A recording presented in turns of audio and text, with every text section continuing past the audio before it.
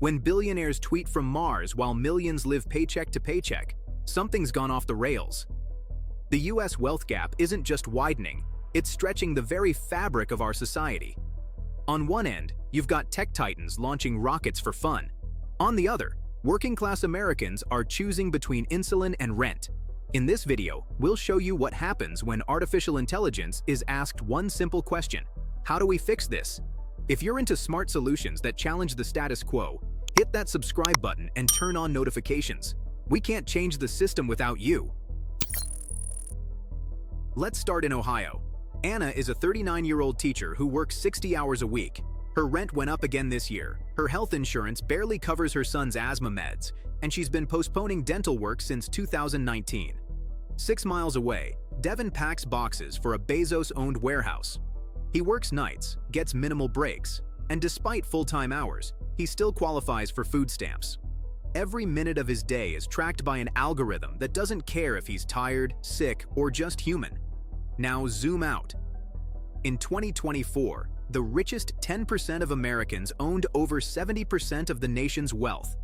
The bottom 50%? Less than 2%. CEO pay has grown 1,460% since 1978. Worker pay? 18%. Meanwhile, Elon Musk, net worth $240 billion, tweets about freedom, AI, and electric dreams, while his companies benefit from billions in federal subsidies and pay, on average, shockingly low effective tax rates. Donald Trump, once a populist icon of the working man, continues to rally Americans with promises of jobs and greatness, while pushing tax policies that mostly benefit the rich. And in Washington, Nancy Pelosi, who once called the wealth gap a national disgrace, has overseen legislation that tinkers around the edges but leaves the core untouched. This isn't about envy, it's about survival. The American middle class is becoming a myth, and the working class? An afterthought. Economic despair is turning into resignation, and hope is increasingly replaced with quiet, simmering rage. The cost of inaction isn't just financial, it's psychological, generational, existential. And that despair is now visible everywhere. In teacher shortages, ER waiting rooms, broken sidewalks, empty factories, and even rising suicides. It's a slow implosion masked by Netflix, food delivery, and endless side hustles. We're pretending it's working, because admitting the truth feels unbearable. And through all this, one brutal reality persists. The harder you work, the further behind you fall. 3 forces keep this machine running. First, billionaire ingenuity.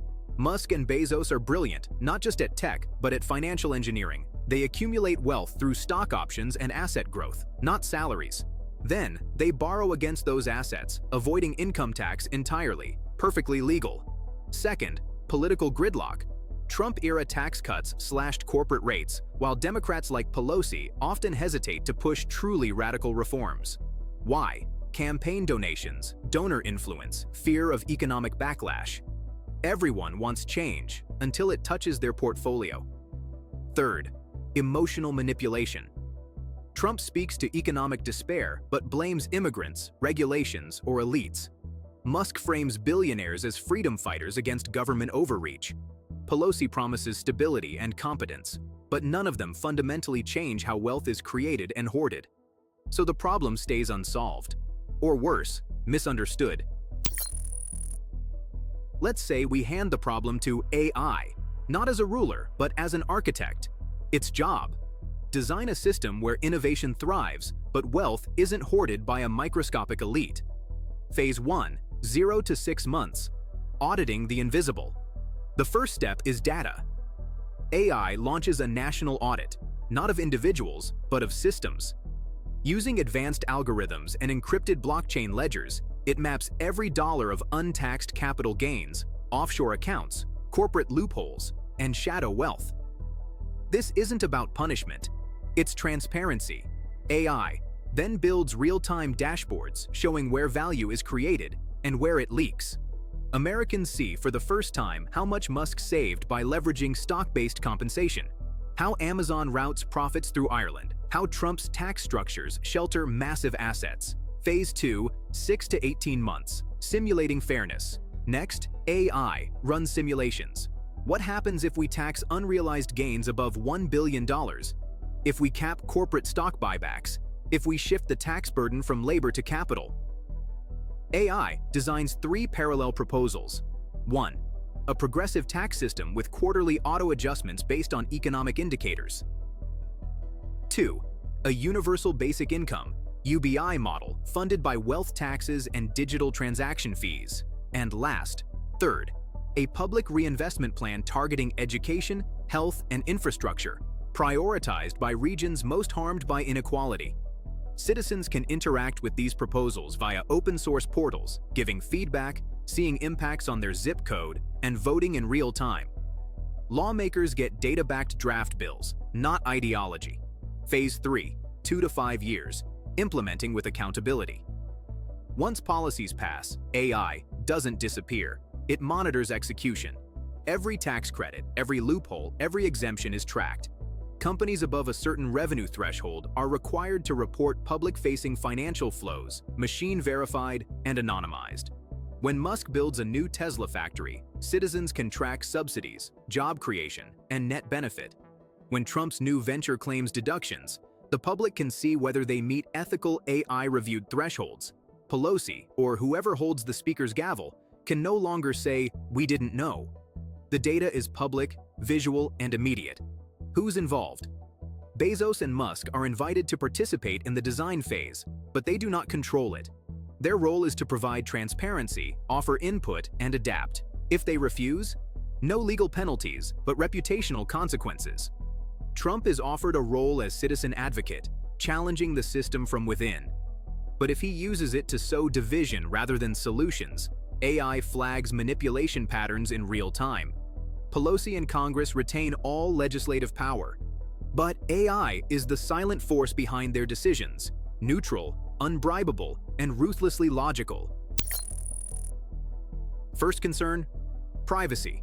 People worry about AI seeing everything. The solution: encryption by default, anonymized data layers, citizen review boards. No names, just patterns. Second concern: backlash. Musk might call it digital socialism. Trump might say it's deep state 2.0. Pelosi might say it's too fast, too radical. AI can't stop emotional resistance, but it can make resistance harder to justify. Third concern: gaming the system. Billionaires hire new lawyers. Corporations rebrand loopholes. But this time, AI learns. Every quarter, it adapts. Like a tax GPS, rerouting faster than lobbyists can block the road. Fourth concern: political sabotage. Congress could defund it. Presidents could ignore it. The solution? Make the system open source. If Washington fails, states can adopt it. If DC breaks, the code lives on. This isn't utopia, it's intelligent pressure, applied where it matters. Imagine Anna the teacher no longer begging for raises. Her property taxes are offset by dividends from a public innovation fund built on wealth redistribution. Imagine Devin no longer clocking in hungry. He has healthcare, a stake in society. He builds a side business, funded by UBI, not to survive, but to grow. Imagine Bezos still innovating, but doing so in a world where his success lifts millions, where space travel doesn't come at the cost of public schools. Imagine Trump, finally in a system where populism is measured against action, not slogans, where facts outrun fantasy. And Pelosi, leading a Congress that governs with clarity, not guesswork. Would you live in this world? If this vision makes sense to you, hit that like button, subscribe, and turn on notifications. We're building something smarter, together.